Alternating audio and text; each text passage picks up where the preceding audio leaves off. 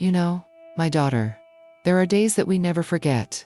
There are smells, noises, and even the bitter taste in our mouths that we feel again just by remembering them. The day my mother brought him into the house was like this. It was late afternoon, the sky was cloudy, and I had just finished playing in the backyard with my puppy. I must have been about 7 years old, and when she arrived with that man by the hand, something inside me cringed.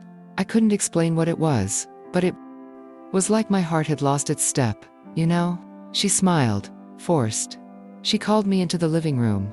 She said, "Daughter, this is Renato. He's going to live with us now." I froze. The way he looked at me, it wasn't like the way a man looks at the daughter of the woman he loves. It was a heavy look. A look that goes through your clothes, even if you're completely covered. And the worst part, my mother pretended she didn't see it. Or maybe she did, and didn't want to see it. He held out his hand, as if it were a polite gesture, but my skin crawled, and it wasn't from the cold. It was from fear. I didn't want to touch it. I stood there, still, with my hand behind my back. She gave me that scolding look, as if I was rude. But I was just a child. A child who sensed danger coming with shoes and a fake smile. That night he slept there, in her room, as if he were the king of the house. I stayed in my little room, listening to their muffled laughter, and, later, the sounds. I didn't understand, and it was there that I discovered that my house was no longer mine.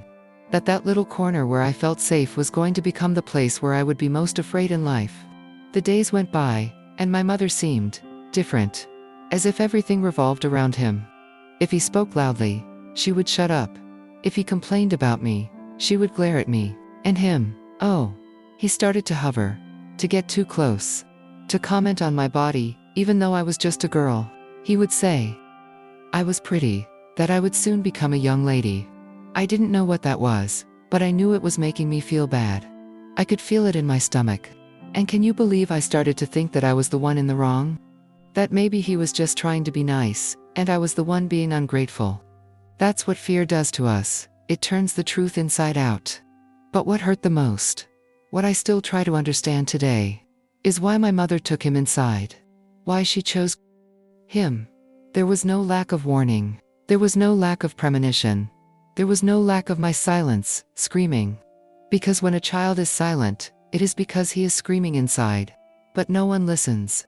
If you've come this far and are listening to my outburst with an open heart, I ask you, share this video with someone. There may be a girl right now, in a house similar to mine, trying to understand why she feels scared every time her stepfather enters the room. Maybe she needs to hear that she's not alone, that it's not her fault, that there is still a way out, and maybe you are the way. Life made me keep this secret for many years. Years in which I smiled on the outside and died on the inside. Years in which I was called rebellious, difficult, a liar, all because I didn't know how to say, "He scares me," and how to say that when your own mother kisses the monster in front of you. There are nights, even today, that I dream about that day, with the door opening, with his shoe coming into my house, with my mother's hand holding his, and there I was, standing, wanting to run, but with my legs stuck to the ground. They say that children's intuition is pure. And I believe it, because I felt it. Before any word, before any touch, before any pain, I already knew. I knew that man was going to change my story, and it wasn't for the better. Tell me here in the comments, have you ever had that feeling that something bad was about to happen, but no one believed? Maybe your story also needs to be heard. Maybe your pain also needs to find an echo. Right, even if it's just a sentence. Sometimes, a word can open the door to freedom. I didn't have a name for it at the time, my daughter. I didn't even know there was a word to explain that tightness that appeared out of nowhere, and took my breath away. All I know is that my body reacted before I even understood the reason. It was as if my stomach was warning me that evil was near, as if my skin screamed. Silently, every time he passed too slowly behind me, every time his voice became too soft, to seem natural. It wasn't just any fear. It wasn't like when we get scared by thunder, or an angry dog on the street. It was different. It was a silent fear. A fear that grew slowly, until it became routine. The worst fear is the one we learn to live with, you know. I would wake up and expect the worst. I would go to sleep and listen to every footstep in the house, trying to guess where he was, if he was going to come to my room, if he was going to talk to me, if he was going to look at me like that. I couldn't rest. And you know what hurt the most? I couldn't tell anyone. Not even my mother. Because I knew she wouldn't listen. Or, even worse, that she would listen and choose not to believe. So, what did I do? I kept quiet. I shrank. I hid inside myself. I started making up excuses so I wouldn't be home alone, so I wouldn't go on outings with him, so I wouldn't have to sit next to him on the couch.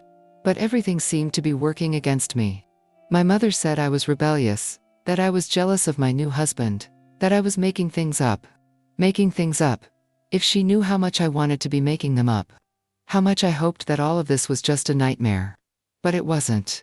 It was too real. And my body knew it. It warned me. It gave me an unexplained fever. It made me cry in secret. I bit my nails until they bled. I had headaches. All the time I became thin, quiet, sad, but no one saw it. And those who did, pretended it was a phase. Children have phases, right? That's what they say. But some phases are screams that no one wants to hear. There was one time when he came home from the street with a present for me, a doll. I didn't accept it. I said I didn't want it. He laughed. He said I was ungrateful, but I just didn't want anything from him. Nothing that came from hands that had been too close to him. Nothing that had... That smell of his. That smell made me sick. I almost threw up from nervousness. I started to be afraid of wearing a dress. Afraid of having my back turned. Afraid of hugs. Afraid of compliments. Fear became my shadow. And even when it wasn't around, it was as if it was there. Because that's what trauma does. It traps us in a dark room, even when the sun is out. I was only 8 years old when I started writing in a notebook in secret. It was my way of getting out what I couldn't say. I wrote things like, "Today he looked at me strangely. I think he's going to try again." Or, "I have a stomachache again. I'm scared of the night." It was like a horror diary. And, at the same time, a cry for help. But it was a silent request, because I was afraid of even the sound of my own voice. No one taught me that. I didn't see it in a movie. I didn't read it in a book. It was just instinct. A child's body speaks. My daughter. It speaks with fever, with crying, with refusal. And I spoke. But no one responded. And then, when he touched me, it was as if I ceased to exist for a moment. I left myself. I closed my eyes and tried to go somewhere else. That was how I survived. And when he left for work, I breathed. It felt like the air was coming back. It was strange, but real. And all I had to do was hear his motorcycle coming back, and my whole body would freeze up again. I stood there, waiting for the worst, because the worst was yet to come. Sometimes in a look, sometimes in a disgusting comment, sometimes in a disguised touch. And there I was, pretending it was normal. Pretending it was just another day. I grew up distrusting every man. It took me years to understand that the problem wasn't with me. That the problem was him, and my mother's connivance. Her abandonment hurt almost as much, because when we realized that the person we were supposed to protect chose the aggressor, our soul bleeds. It leaves a wound that does not heal easily. I learned to feel evil before I see it. I learned to read the silence of adults. I learned that sometimes the body knows first. That the child's soul feels it before the word arrives. And this is not something in my head. This is the truth that lives inside my chest. Today, I look back and see how much I tried to protect myself. How wise my body was. But I was just a girl. And no girl should have to carry such a burden. Not one. They say that the worst scream is the one we don't hear.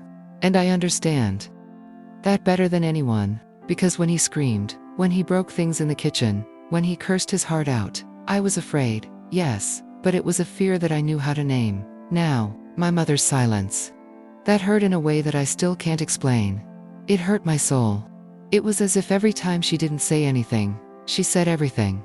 I remember one Sunday night. I must have been about 9 years old. He fought with me because I left a wet towel on the bed. He screamed so much that the neighbors must have heard him. He called me stupid, useless. He said I wasn't even good enough to dry towels. He threw my notebook on the floor and tore up my school papers. And do you know what my mother did? She sat on the sofa, shut up, with eyes fixed on the switched-off television. Not a word, not a gesture. It was as if I were invisible. As if what he did to me was none of her business. And that tore me apart inside. Because his screams would go away. But her silence would remain. I wanted her to defend me, to stand up, to say enough, but no. She would cower. Sometimes she would leave the room. Sometimes she would pretend she wasn't listening. And when I tried to speak, she would say, "You must have provoked him," or, "He's nervous, you have to understand." I grew up hearing that the problem was me, that I was the one giving the reason, that I was disobedient. And then I started to keep quiet too. I started to believe that I deserved it. And silence became my prison. One night he tried to come into my room. I locked the door. I stood there, leaning against the doorknob tightly, my heart beating like a drum. He kept trying to open it. He said he just wanted to talk, that it was a father-daughter thing. But I knew it wasn't, because a real father doesn't look at a girl like that. He doesn't force the door open. He doesn't threaten her in her ear. The next day, I told my mother. I waited for her to do something, to kick him out, to call the police, to hug me. But she just sighed and said, "You must be overreacting. He just wants to get closer." And then I died a little inside. Because if my mother couldn't even see me, who would? She started avoiding me. She looked at me differently, as if I was a burden, as if I was getting in the way of her new marriage, the new life she wanted so much. And I felt like an intruder in my own home, the home that was mine before him, before that monster came in. And when I cried at night, she heard it. No, she heard it. Her room was next door, and she pretended to be asleep. She pretended she didn't hear my wet pillow. And that created a hole inside me. Because a mother should be a shelter, but mine became a wall, cold, hard, unreachable. Over time, I stopped telling her, because telling someone who doesn't want to hear is hurting yourself twice. I started making excuses for myself. I told myself that she must be tired, that she was a victim too, that she didn't know what to do. But deep down, I knew she chose silence. And her silence was the permission he needed. She knew, I saw it in her eyes. When he touched me surreptitiously in front of her, when he made jokes about my body, she saw it. But she chose to look the other way.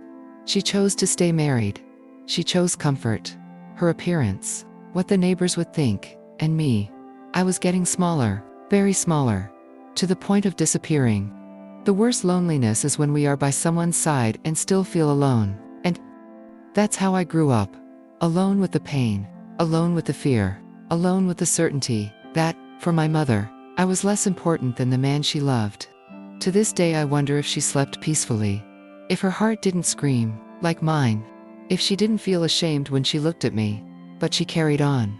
She put on lipstick. She made dinner. She set the table. Everything as if everything was fine. As if her daughter wasn't begging for help with her eyes every day. And I was turning into stone inside. I learned not to cry, not to react, not to trust anyone. Because when the only person who should protect you chooses to remain silent, you learn that the world can be very cruel. But what struck me the most, what stays with me to this day, was not the slaps, nor the screams. It was her absence. The absence in her gaze, in the hug that never came, in the defense that never happened. Because a mother's love should be a shield, but hers was an omission.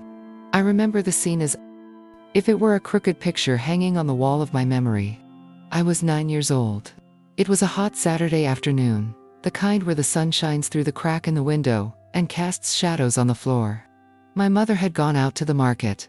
She said she wouldn't be long, and she left me there, with him, alone. I was sitting on the living room floor, playing with an old doll that I carried everywhere. That doll was my silent friend, my cloth confidant, because I no longer trusted people. Suddenly, he approached me, without making a sound, the way only bad people know how to do. He crouched down next to me and said he wanted to show me a secret. I remember the smell, a mix of stale cigarettes and sweat. It made my stomach turn. I tried to get up, but he grabbed my arm. And there I froze. My whole body froze. I can't explain it. It's like my spirit had left for a moment. Like I had disconnected from reality so as not to feel. But I felt it. I felt his touch. His heavy hand. His close breathing. And the disgusting whisper in my ear. Don't tell anyone. This is true love. Time stopped, and so did I.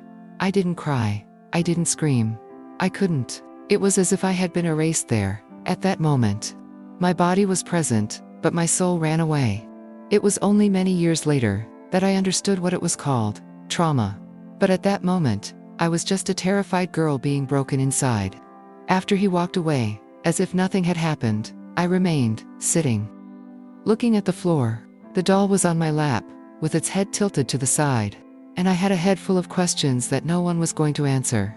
The first thing I thought was, did I do something wrong? Because when children suffer, they tend to blame themselves. We think it's our fault. That maybe the shorts were too short. That maybe the smile was misinterpreted. That maybe the mother's silence is because she knows her daughter did something wrong. I didn't tell anyone. I couldn't sleep. Well, for days, I started hiding inside myself. My mother said I was different. She called me cold, distant, unfriendly. And I thought, if only she knew. But did she really not know? I started avoiding him at all costs. I would go around the rooms. I would run to my room and lock the door. I would stop eating when he was at the table. And all of this was noticed, of course. But the only reaction I saw was irritation. Irritation because I didn't know how to get along. Because I was ungrateful. Because I disrespected the man of the house. But no one asked why. No one wanted to know what was behind my empty gaze. My always curled body. My always sweating hands. I became a ghost inside the house. A living ghost. Present in body, but absent in soul. I remember taking a shower and scrubbing my skin until it hurt. As if I could erase the touch. As if the water had the power to clean what he had soiled. But it didn't. It stayed. Inside. Stuck. A weight that I carried for many years. And every time he came closer again, even if it was to pass the dinner plate, I froze again. The body responds before the mind. It's instinct. Survival. My body learned to run away, even when I was forced to stay. One day he put his hand on my leg while we were watching TV, and my mother was in the kitchen. It was quick, but I saw his face, the hidden pleasure, the control. And I knew right then that he did it because he knew no one would stop him. Not my mother, not anyone. The first time he touched me was also the first time I stopped being a child. Because from that moment on, everything changed. My eyes changed. My silence grew. My hope disappeared. I lived in alert mode, always expecting the worst. Always waiting for the next touch. The next day I would be alone with him. The next Saturday afternoon. And he kept pretending. He was friendly with the neighbors. Kind in front of others. He always had a kind word for my mother. And behind it all, the evil, the poison, the crime, because it was a crime. And I knew it, even without understanding the laws. I wanted to disappear. I really did. Sometimes I would hide in my closet, stand there with the doors closed in the dark, trying to disappear, trying not to exist. And no one would miss me. No one would knock on the door. No one would notice my absence. The first time was the beginning of everything.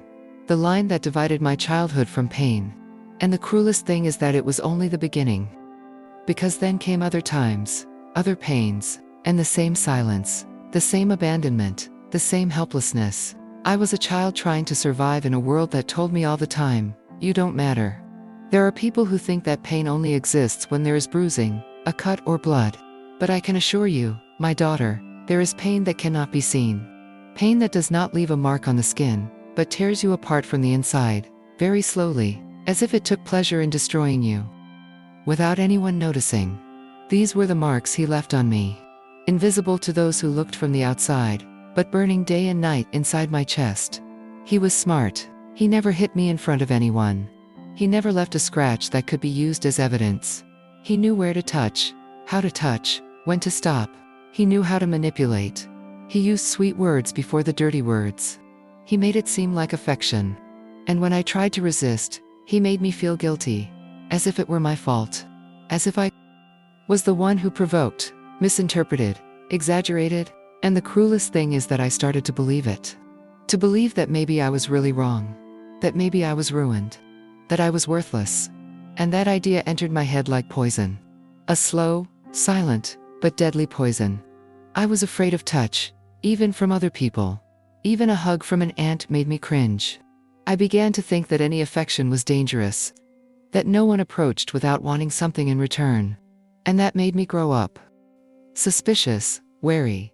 I no longer knew what real affection was.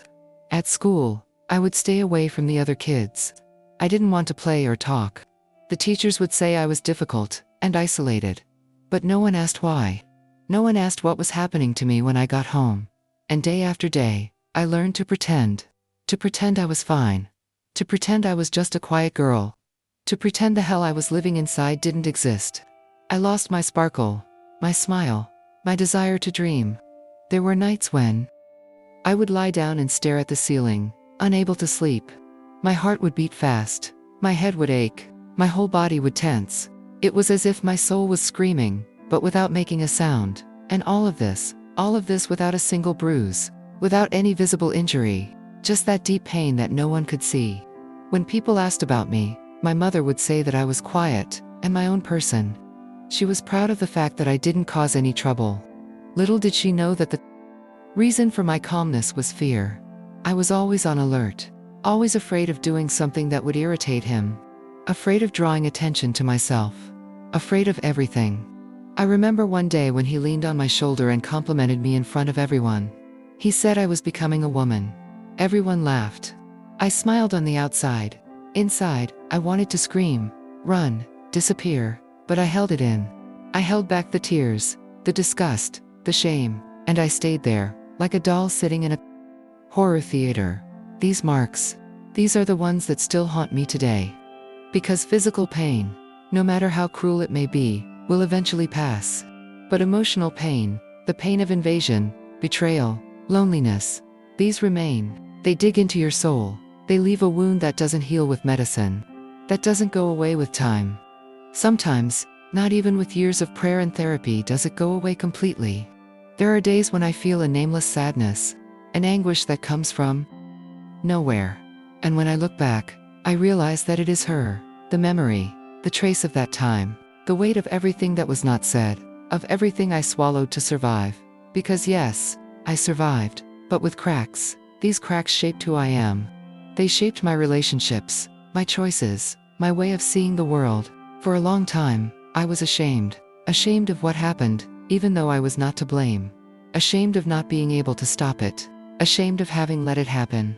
As if a child had the power to fight against an adult. As if silence were cowardice and not a protective instinct. It took me years to understand that those marks that no one saw were the most serious. Because no one validated my pain.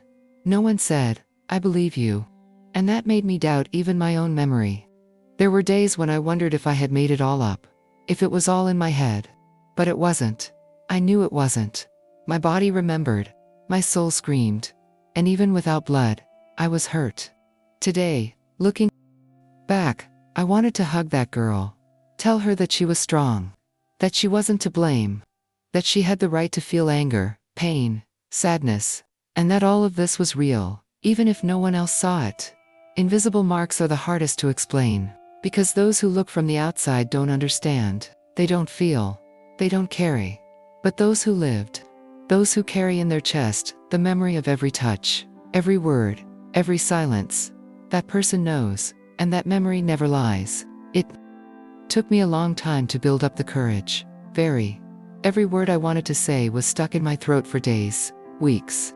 I would practice alone in the mirror, speak softly before going to sleep, close my eyes, and ask God for strength. Because telling that was like ripping off the skin with your own hands.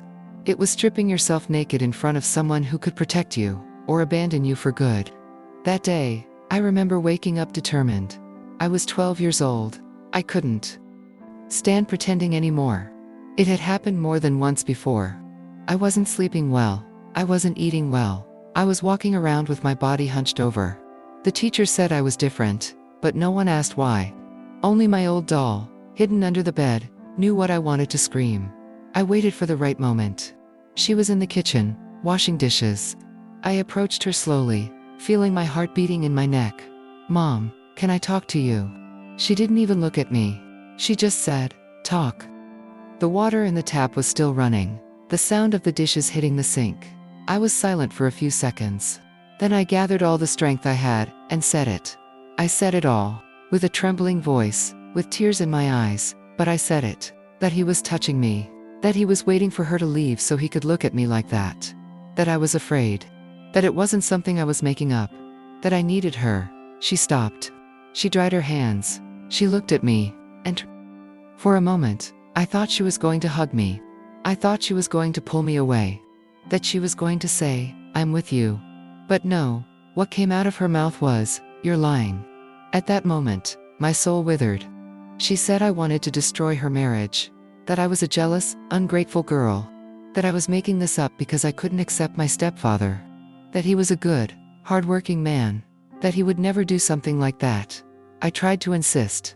I tried to tell her it wasn't a lie. That it hurt. That I couldn't take it anymore. But the more I talked, the harder she got. The louder she raised her voice. And then came the slap. It was the first time my mother hit me for trying to defend myself.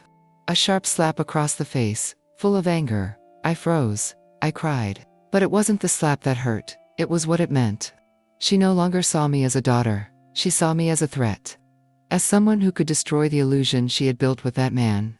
After that, she sent me to my room. Locked up, without dinner.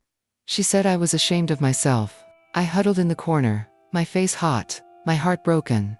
I had done everything right. I had been honest. I had asked for help. And I received denial, accusation, punishment. That night, he came into the house as if nothing had happened.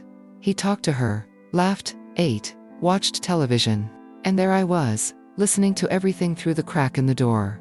With my soul torn apart. Knowing that now I was truly alone. After that day, I never spoke about the subject again. I had no one else to go with. My mother started to look at me differently. With suspicion. As if I were capable of inventing nonsense.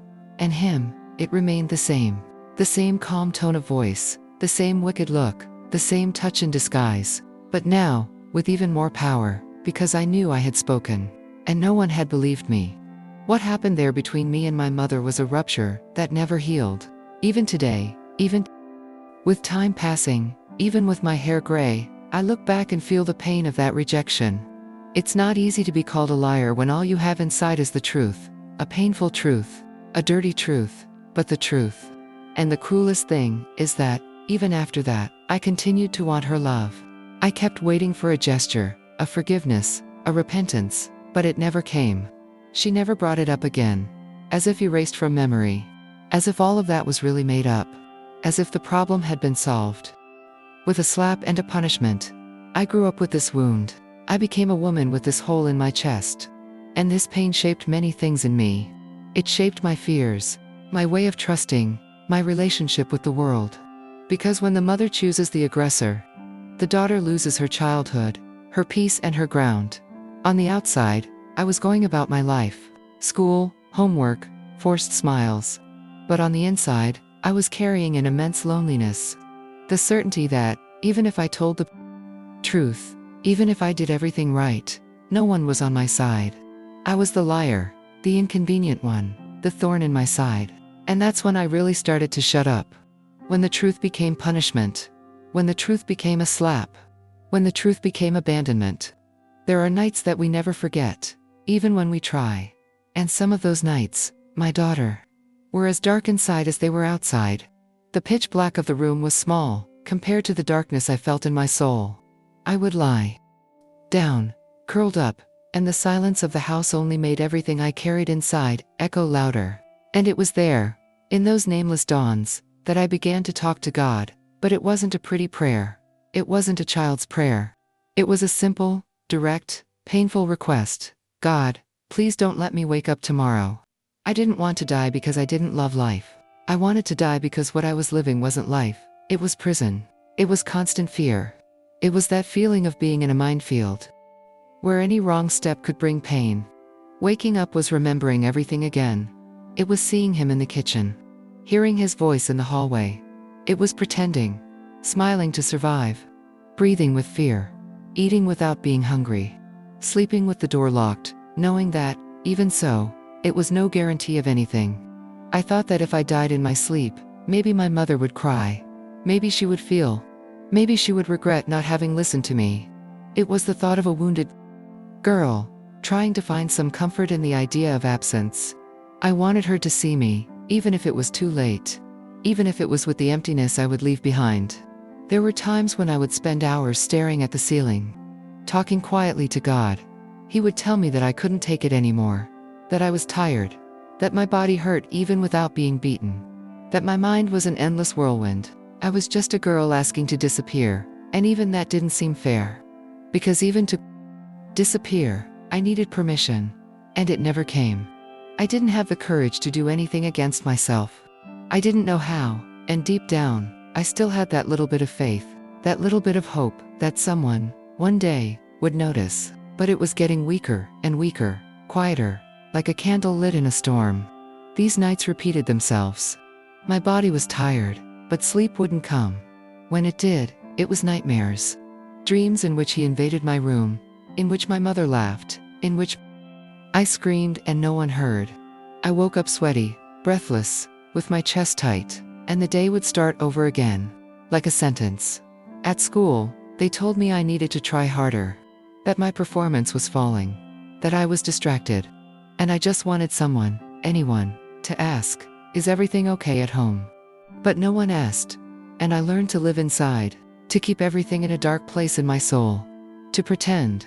There were days when I dreamed of another life. I imagined a house where my father was real, where my mother would hug me, where I had a room with light, with flowers in the window, where I could sleep with the door open, without fear. It was a world that only existed in my head. And sometimes it was so beautiful that it hurt even more to return to reality. My mother never noticed the dark circles under my eyes. She never noticed that I was getting thinner. She never saw the way I trembled when he approached. Or maybe she did, and ignored it. This doubt has always been with me, and maybe it hurts more than any certainty. There were many times when I said to God, "If you love me, why do you leave me here?" It was a question from a wounded soul. I knew that God existed. I always knew, but I didn't understand his silence. I didn't understand the reason for my suffering. I just wanted an answer, a hand to pull me out of that hole. A miracle of some kind. And time went by. I grew up. My body became a woman, but my soul was left with the weight of a broken childhood. And even today, every now and then, when the silence of the night presses on, I remember the girl I was, who curled up in bed, begging not to see the next day. She still lives here inside, and sometimes she cries quietly. Because there are pains that we never forget, we just learn to carry them. The idea of running away started on one of those days, when the silence suffocated me. I was 12 years old, already hardened by so much fear, so much abandonment, so much pretending nothing happens. I knew no one was going to get me out of there. Neither does my mother. Not even school. Not even a neighbor. Nobody. If I wanted to get out of that house alive, I would have to find a way myself. I didn't really know what freedom was, but I knew it wasn't what I was living for. I knew that freedom should be sleeping without fear, eating without nausea, talking without looking at the floor. And I wanted that. I wanted it with a strength that even I didn't understand. It was like a seed inside me, growing in the dark, pushing through the concrete of pain to find a ray of light. I began to observe everything carefully. The schedules, the routes, my mother's conversations, the days he wasn't there. I pretended to be distracted, but my mind was working the whole time. My eyes learned the details, where the keys were, when the gate was unlocked, how many minutes she spent at the grocery store. Each little piece of information was a brick in the plan. Was building in secret. It wasn't easy to hide everything. I was under constant surveillance. I couldn't keep a notebook with notes. I couldn't wear a different backpack. I couldn't show any change. But I started collecting coins one by one. At the back of the closet, behind a torn lining, I hid a little plastic container where I would put any coins I found, change from the bakery, coins that had fallen on the couch, even rusty coins from the street. Months passed, and I had already planned everything. I was going to leave on a Wednesday afternoon, when my mother was going downtown to pay the bills, and he hadn't gotten home from work yet. I knew the way to the station. It wasn't far. I had an aunt, who was far away in another city. Far away, but I remembered the address.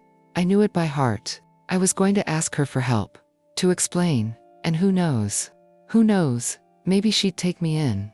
The backpack was packed 2 weeks earlier.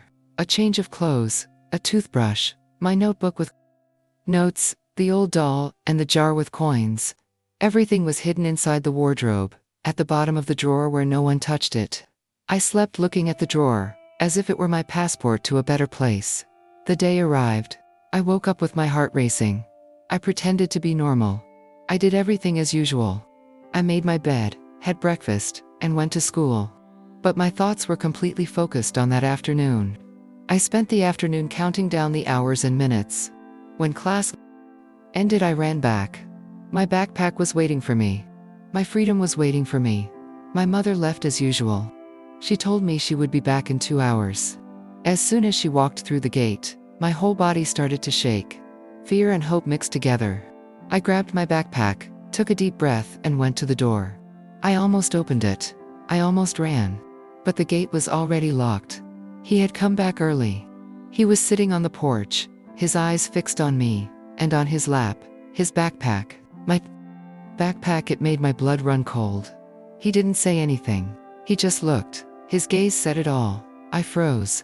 I stood there, like a statue, with my heart pounding in my neck, my throat dry, my hands sweating. He got up, went into the house, left his backpack on the couch, and went to the bedroom.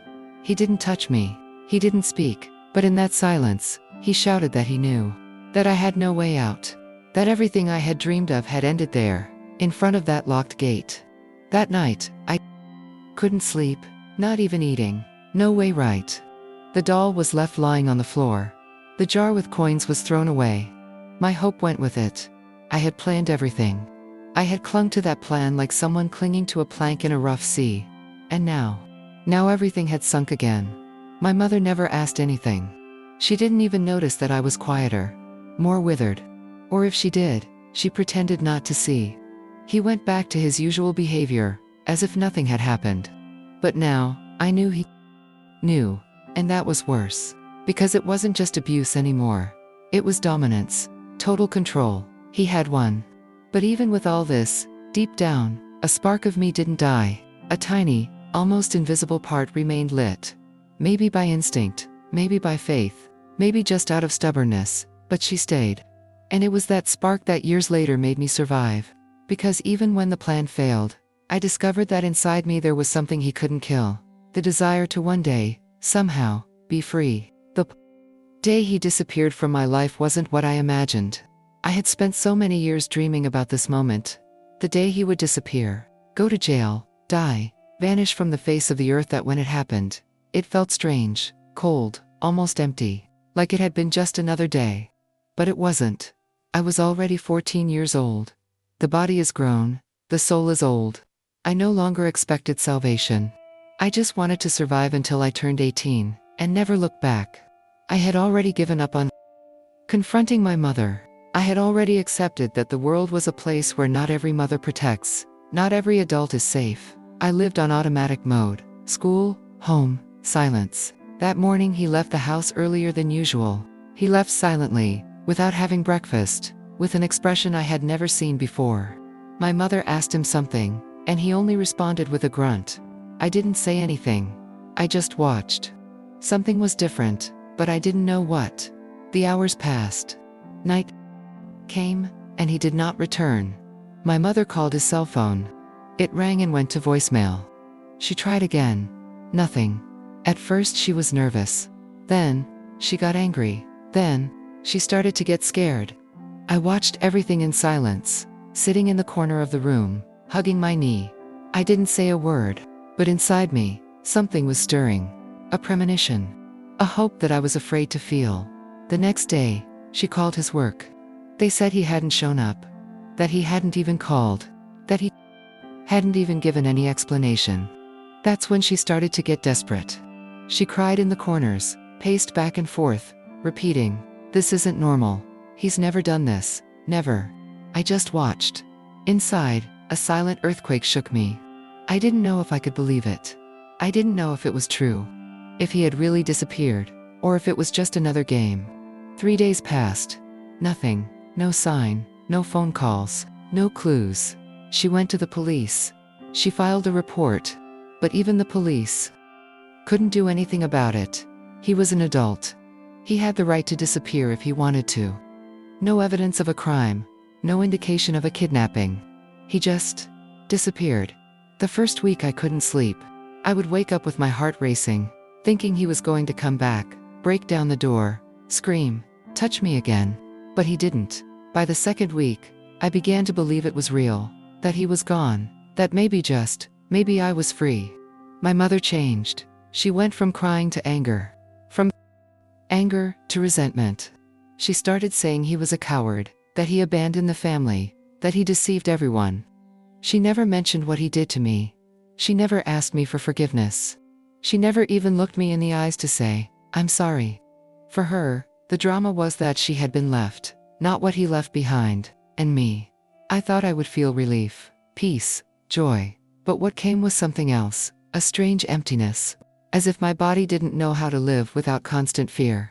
As if my heart had forgotten how to beat without suspicion. It was as if I was free from the cage, but still carrying the chains. The days began to pass, and with them, life. He never appeared again. They say he left the state, that he found another woman, that he changed his name. No one knows for sure. I never wanted to know. Because even though he was absent, he was still present. In my memory, in my nightmares, in the touch I avoided, in my suspicious gaze. He left the house. But he stayed inside me. Trauma is like that. It doesn't ask permission. And when it enters, it takes over everything. It transforms, smells, colors, sounds. It even changes the way we see ourselves. I spent years thinking I was dirty, wrong, less, and even after it was gone, the feeling remained, as if I were a house that had been broken into, and, even after the thief left, nothing went back to its place. I tried to move on. I studied, I worked, I met people, but every hug put me on alert. Every compliment took me back. In time, it took a long time before I trusted someone, until I could look in the mirror and not feel ashamed of the girl who survived. My mother never talked about it, never acknowledged. You never apologized to me. And I never asked for an explanation either. Because some wounds, when poked, only bleed more. So I let it go. But I didn't forget. Because forgetting is impossible. We just learn to carry it. He disappeared from my life. But what he caused, stayed. And maybe it will stay forever. Not as raw pain, but as a scar. As a bitter reminder of what I overcame. Of what I endured. Of what marked me forever, even if no one sees it. Today, with my white hair and hands marked by time, I look in the mirror and see much more than wrinkles. I see survival. I see a story that, for many years, I kept quiet about, out of fear, shame, and loneliness. But now I don't want to keep quiet anymore. Because I understand that my silence doesn't protect anyone. I understand that when we speak, we turn on a light in a hallway where other children still walk in the dark. I spent years keeping everything inside, learning to live without trusting, hiding my pain behind smiles, making excuses, forgetting birthdays, staying away from those who wanted to get close to me, creating a shell so that no one could see what was inside. And inside, there was a hurt girl, afraid of the world, a girl who just wanted to be protected. Today I speak for her, because she was forgotten for too long. She was the one who cried out for help with her eyes, who asked for help in silence, who carried guilt when she shouldn't, who grew up carrying a weight that wasn't hers. I tell my story out of respect for this girl, for everything she endured, for everything she kept quiet. It's not easy to remember. There are words that still hurt in my throat. There are memories that come back as if they were from yesterday. The smell of the room, the sound of the key turning in the door, the look on my mother's face when she chose him over me. These things don't go away, but they don't dominate me anymore either. Because now I'm the one who chooses to speak.